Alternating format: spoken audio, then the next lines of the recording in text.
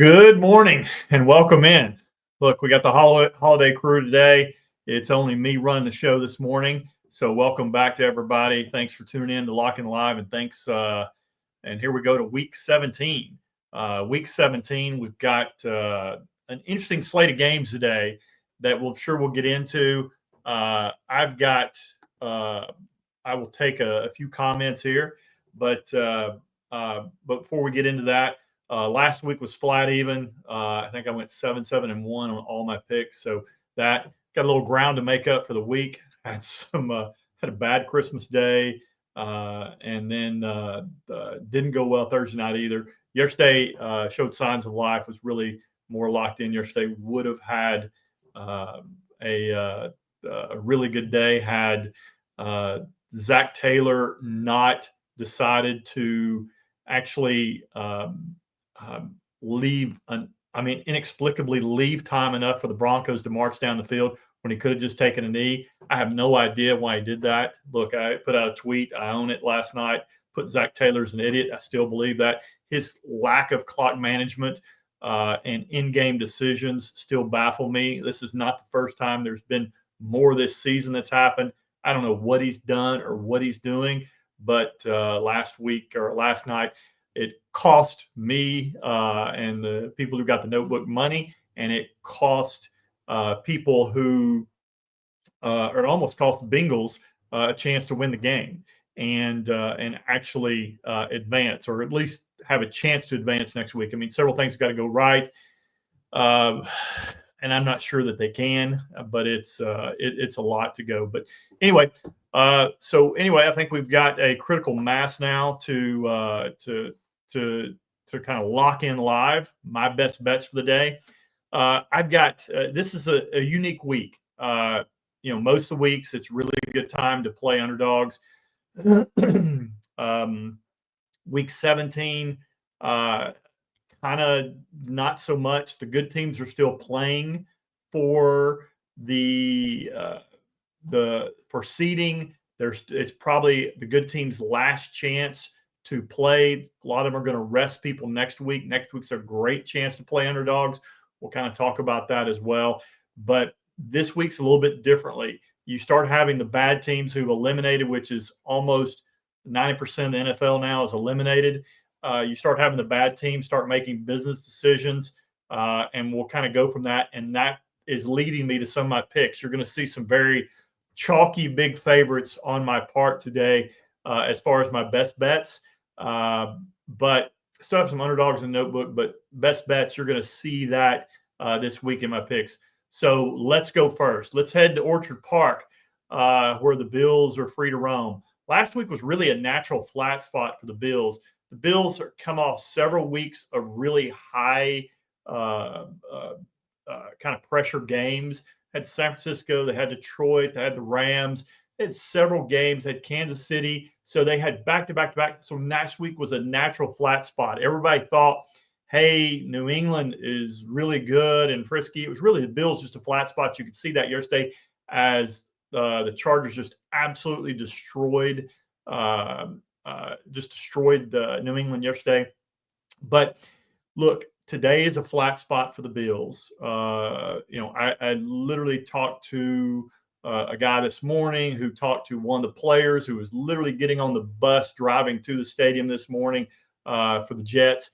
And he's like, man, we don't want to play. It's raining. There's business decisions being made today. I think you're going to see that today. Normally during the season, I would take the Jets. This is too many points.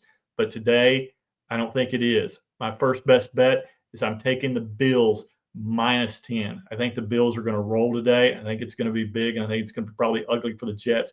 I think next week's potential spot, we could look at the Jets because they're playing Miami, and they're going to be at home. So different spot, different day. But today, I take the Bills, kind of a get-right game. Probably the Bills they'll want to step on the pedal a little bit after last week's lackluster performance. I am sure that they'll want to end this season high note, probably rest some players next week. That's another story. This week is this week. So that's my first best bet. Next bet, we're going to stay in New York. Well, kind of. with teams, but not so much the cities. We're going to go to East Rutherford, New Jersey, where Indianapolis is headed to the Meadowlands today.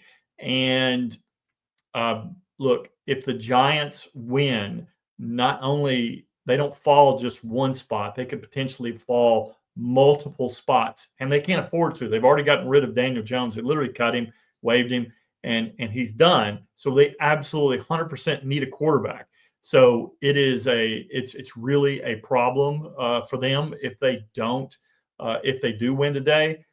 Indianapolis is starting Joe Flacco, and Anthony Richardson's out. Some people could even say that's potentially an upgrade. Anthony Richardson, Joe Flacco's not as mobile.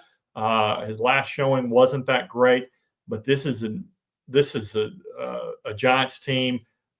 Their injury list this week looks like half their team. I mean, if you've got a bruise, it's like, okay, well, you're out today, or you've got a hangnail, you're going on IR. So I mean, it's really kind of gotten to that point. So for me, I know it's a big number. I know these are great big numbers. And I know when I post these on X without context and I just put up the numbers, people are going to be like, that's terrible. These are big favorites, all that. But guys, this is the week where big favorites tend to rule. It's week 17. Again, business decisions made by the teams that eliminated playoffs. This is the last final push by the teams that are going to playoffs. So I think Indianapolis wins, and I think they cover. So, guys, those are my two best bets today. Let's see. Let's see all the incentives there are. Are you going to get any from Corky? Got a big Kansas City emblem. Go with first pick. Let's see incentives out there. Can you give us another player prop? Look, I think one of my I don't know this is necessarily in his contract, but it is it's Calvin Ridley.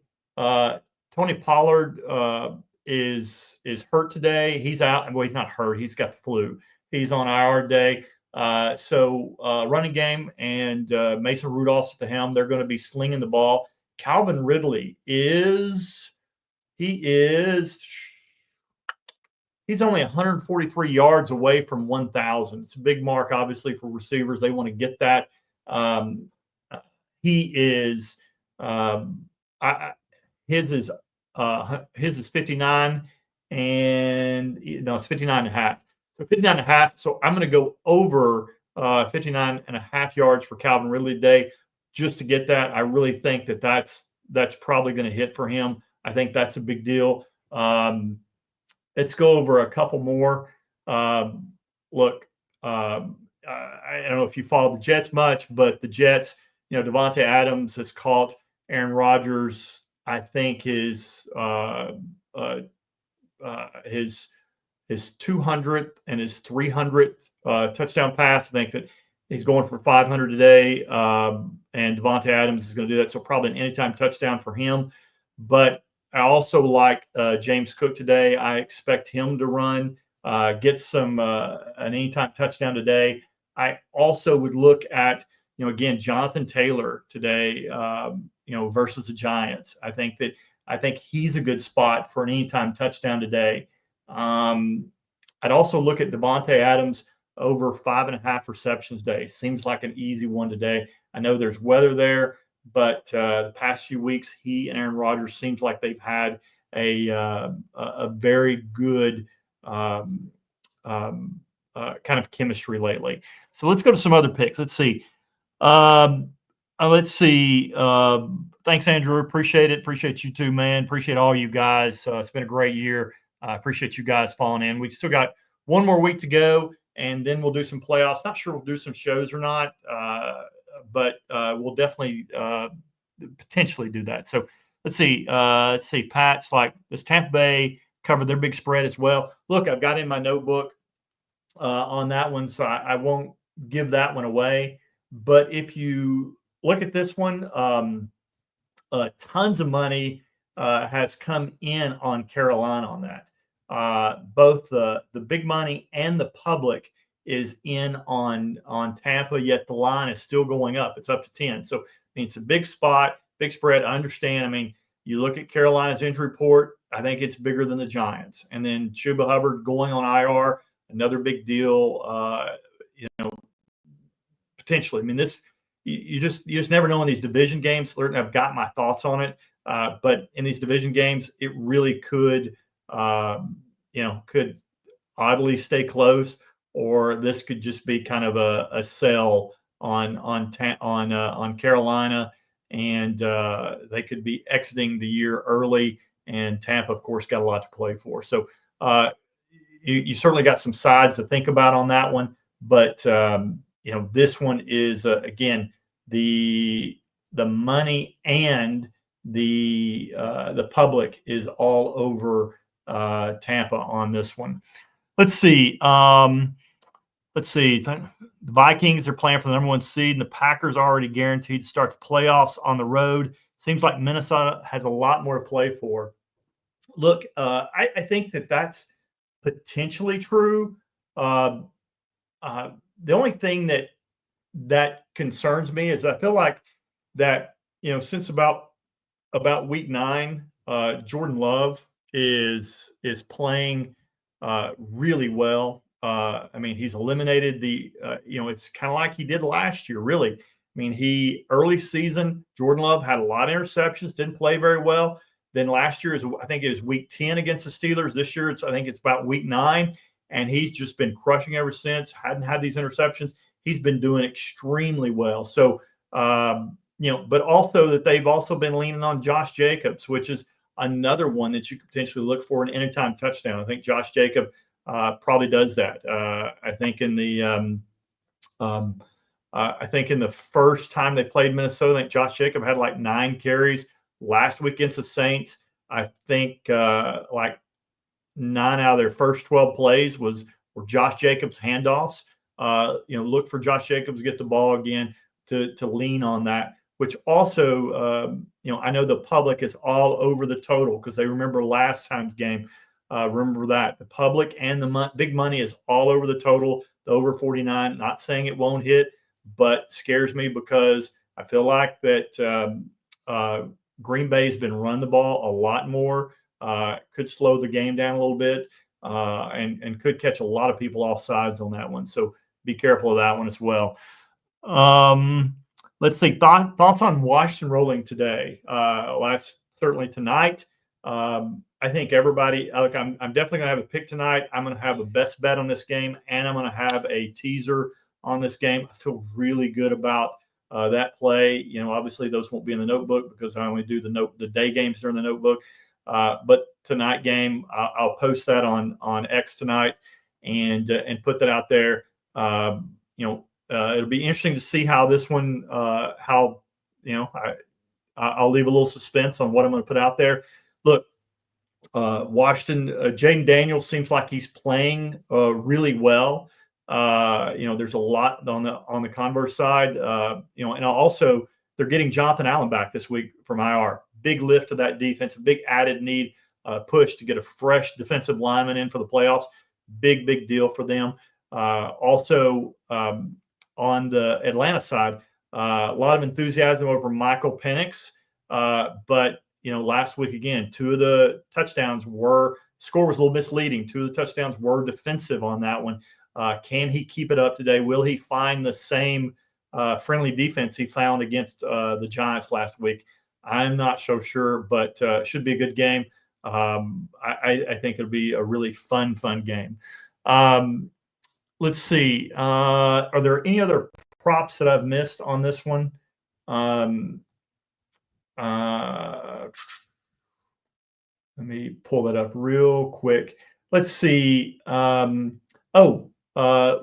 anytime touchdown today, I would add Bucky Irving. I think that, again, anytime you're playing Carolina and you've got a running back that it's got a decent pulse to the running back, then I would bet them scoring a touchdown. I think this is a match made for Bucky Irving to score a TD. I think you'll certainly get that. Also, again, facing the Giants, look at Jonathan Taylor over 89.5 rushing yards. I think that's a potential good spot for Jonathan Taylor. Again, they're probably not going to make Flacco do a whole lot of passing, not a ton. They'll probably rely on Jonathan Taylor. He's your bell cow, so look for him to carry the load today. All right, guys. Thanks for tuning in, guys. I know it was a quick show, and it was a skeleton crew today, but hopefully you guys got something today that you can actually take and rely on. Really appreciate you tuning in, guys. I really and not yet, obviously, but there's plenty of times left to tell you to have a good year, but really appreciate the year that we've had. We're going into a new year this week, so happy new year to each and every one of you. Be safe out there, have a good time, but before you do that, let's make some money today, guys. As always, guys, let's roll.